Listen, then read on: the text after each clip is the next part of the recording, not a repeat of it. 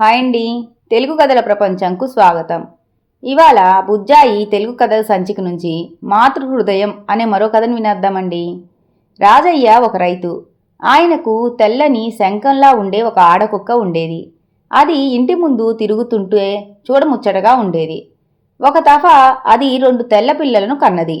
అవి మరీ బుల్లి నడకలతో తిరుగుతూ ఇంటికి ఎంతో శోభ కూర్చేవి. ఒక తఫా తన బావమరిది అనంతయ్య వచ్చాడు. ముచ్చటగా తిరుగుతున్న పిల్లలను చూసి ముచ్చటపడి, ఒక పిల్లను మాకు ఇవ్వు బావా, నేను పెంచుకుంటాను అని అడిగాడు. ఆయన మాట కాదనలేక, నువ్వు కోరుకున్న పిల్లను ఒకదాన్ని తీసుకుపో అన్నాడు రాజయ్య. బావమరిది ఒక కుక్క పిల్లను తీసుకుని ప్రయాణమయ్యాడు. అది చూసిన తల్లి కుక్క బాధ వర్ణనాతీతం. తోక తిప్పుతూ ఒక దగ్గర ఒక్క క్షణం నిలవలేకుండా ఉంది. కాలుగాలిన పిల్లిలా తిరుగుతూ వద్దని చెప్పేందుకు నోరు లేక తన బాధనంతా వ్యక్తపరిచింది. కాని పిల్లను ఎత్తుకుపోయే సంబరంలో అనంతయ్యకు అవేమీ కనిపించలేదు. అనంతయ్య పోయే దారినంతా గమనించి కొంత దూరం వెంబడించింది ఆ తల్లి కుక్క. ఆయన రాళ్లతో కొట్టడంతో కుయ్యో మొర్రో అంటూ నిరాశతో ఇల్లు చేరుకుంది. కాలచక్రం తిరుగుతుంది. పక్కన ఉన్న పిల్ల కంటే దూరాన ఉన్న పిల్ల మీదే మనసు కొట్టుకుంటూ ఉంది ఆ కుక్కకి. తన యజమాని ఇంటి ముందు ఒక పెద్ద జామ చెట్టు ఉంది. అది పెద్ద పెద్ద కాయలు కాచింది. ఒక కాయ బాగా పండి తల్లి కుక్క ముందు రాలింది.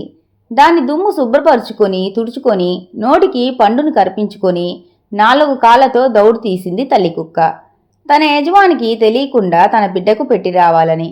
ఊరిలోకి పోయేసరికి అక్కడి కుక్కలు ముట్టడించాయి. వాటిని ఎంత బ్రతిమిలాడినా లోనికి రానివ్వలేదు. అందుకే పెద్దలంటారు, మన వాళ్లలో ఐక్యత ఉంటే కాశీకి పోవచ్చునని. నా బిడ్డకు ఈ పండు ఇచ్చి వెంటనే వస్తాను అంది ఆ తల్లి కుక్క. కుక్కలు తల్లి కుక్క మాట పెడచెవిన పెట్టి అరిచి గీపెట్టి పైనబడి ఉమ్మడిగా కరిచాయి. ఒళ్లంతా రక్తం కారుతుంది. అయినా ఒక్క ఉదుటున వాటి నుంచి తప్పించుకుని వెళ్ళి తన బిడ్డ దగ్గరకు చేరింది. తనివి తీరా బిడ్డను చూసుకుంది. ఒళ్లంతా తడిమి ముద్దులు పెట్టుకుంది. పండును ఇచ్చింది తినమని.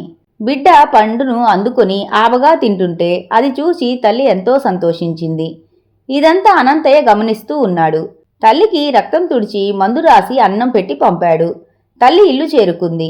మర్నాడు అనంతయ్య పిల్లను తెచ్చి బావగారింట్లో వదిలి, బావా, నేను చాలా పెద్ద తప్పు చేశాను. నిన్న దీని తల్లి చనిపోవలసినది. అది తన బిడ్డ మీద ప్రేమ వదులుకోలేక అక్కడికి ఒక జామ పండును తెచ్చింది. అది ఇలాగే వస్తే మా ఊరి కుక్కల చేతిలో ప్రాణం పోయేవి ఖాయం. బాల్యంలో పిల్లలకు తల్లి ప్రేమ ఎంతో అవసరం. అవి మధురమైన మరపురాని క్షణాలు. అవి మళ్లీ జీవితంలో రమ్మన్నా రావు. వీటిని విడదీసి ఆ పాపం నేను మూటగట్టుకోలేను. అది క్షమించరాని నేరమని కూడా నాకు తెలుసు అన్నాడు. అంతలో పిల్ల కుక్క తల్లి చెంత చేరుకుంది. తల్లి 2 రొమ్ములను 2 పిల్లలు నోట్లో పెట్టుకొని పాలు త్రాగసాగాయి. తల్లి అనిర్వచనీయమైన ఆనందాన్ని అనుభవిస్తూ తన్మయత్వంలో మునిగిపోయింది. ఆ మాతృమూర్తి మూగ హృదయాన్ని గాంచిన రాజయ్య, అనంతయ్య ఎంతో ఆనందించారు. ఇంతటితో కథ కంచికి మనం ఇంటికి. ఈ కథ కనుక మీకు నచ్చినట్లయితే లైక్ చేసి, షేర్ చేసి, కామెంట్ చేసి మన ఛానల్కి సపోర్ట్ చేసేయండి ఫ్రెండ్స్. ఇక ఉంటానండి. By by.